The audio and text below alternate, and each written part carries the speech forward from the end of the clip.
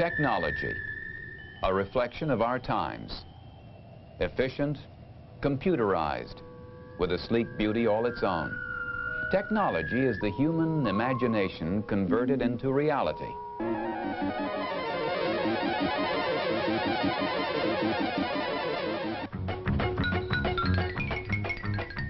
But as technology advances, we always find time to laugh, perhaps too hard, at pictures of machines, those products of our minds and times, making us look ridiculous, befuddling us, frustrating us.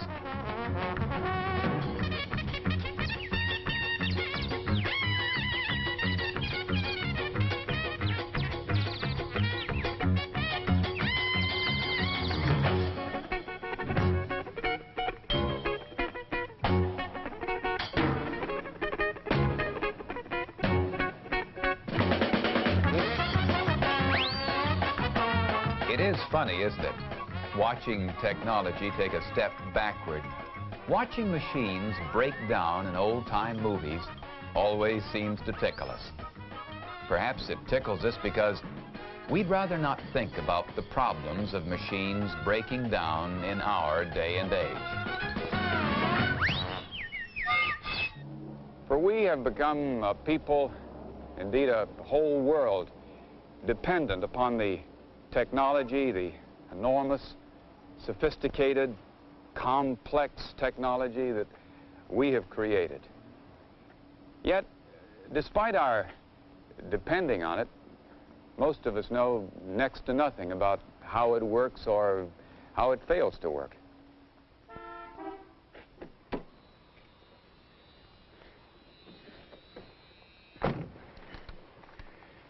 We, all of us, are caught up in a real world, a place somewhere between the space technology and the diabolical machines of the silent movies. There are no space shuttles in that world, no Tin Lizzies either. But there is the technology that we so very much take for granted.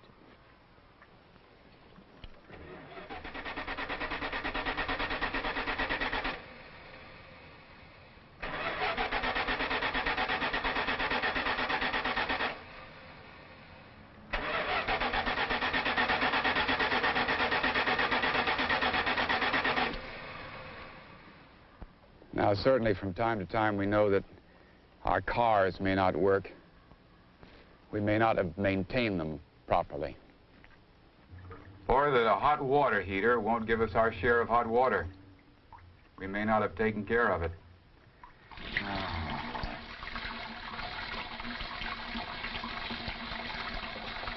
Or that an electrical appliance will short out. We may have overloaded the circuit.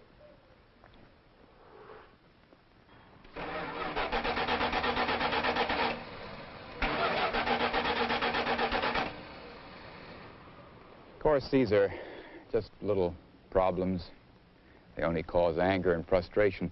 But what's really important is that they point out the larger responsibilities and potential dangers that are tied in with the technological world. Perhaps you've read or heard about the pioneer days. Technology didn't present many problems then.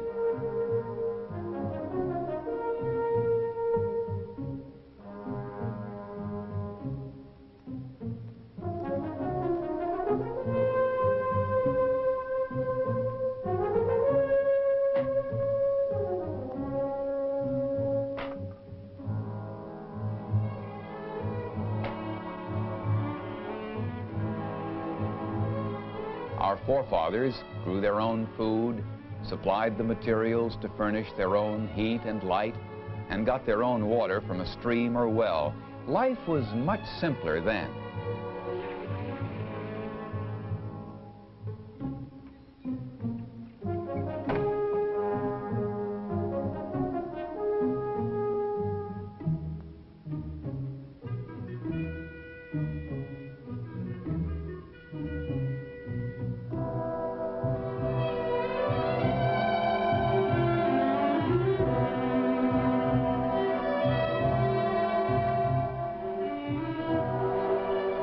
But that was a long time ago.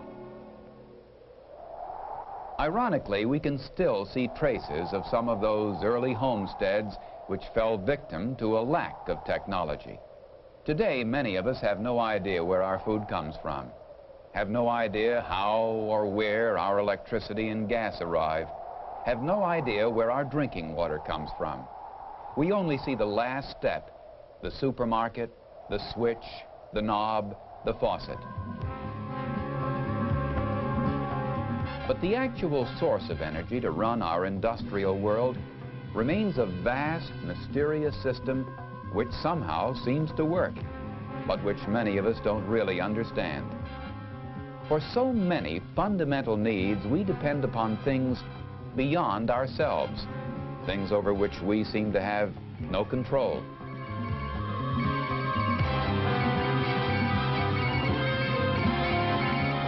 Yet on an individual level, though there is little we can do to repair or maintain the systems which are so important to us, there is much we can do to deal with the particular dangers our technological world may hold.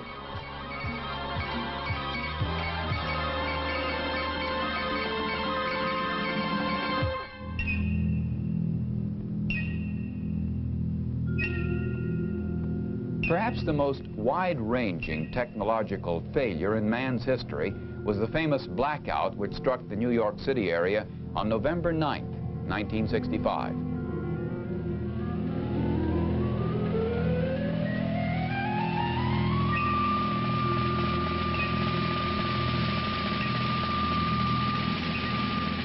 A massive power failure that caused a great city to come to a grinding halt. Contrary to the popular notion that people panic during emergencies, the simple fact is they don't. During the blackout, people stayed calm and helped each other overcome an incredible technological disaster. Less dramatic than a blackout, but a situation in which individuals can be of great help, is a brownout, a planned cutback in electrical power.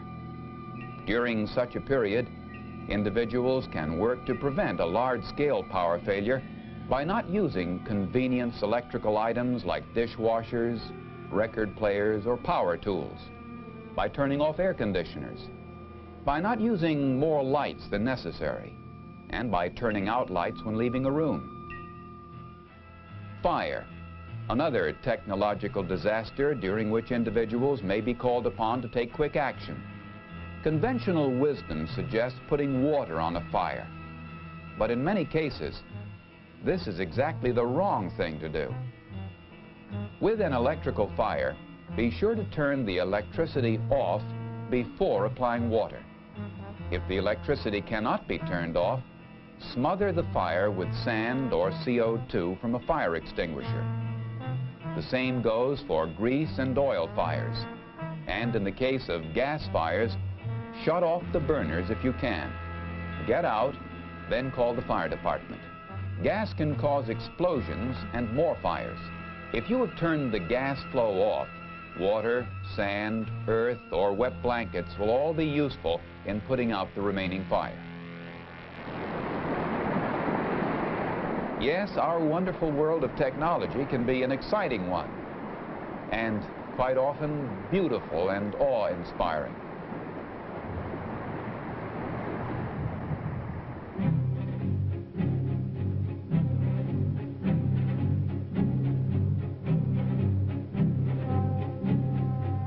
Yet, technology places new burdens on all of us. Burdens our grandparents never dreamed of. Without electricity, for example, there could be no electrical fires, no blackout for that matter. When something like the New York City blackout happens, it vividly demonstrates how technology has dwarfed most individuals, how it has separated them from basic necessities, made the getting of these necessities as impersonal as turning on a faucet.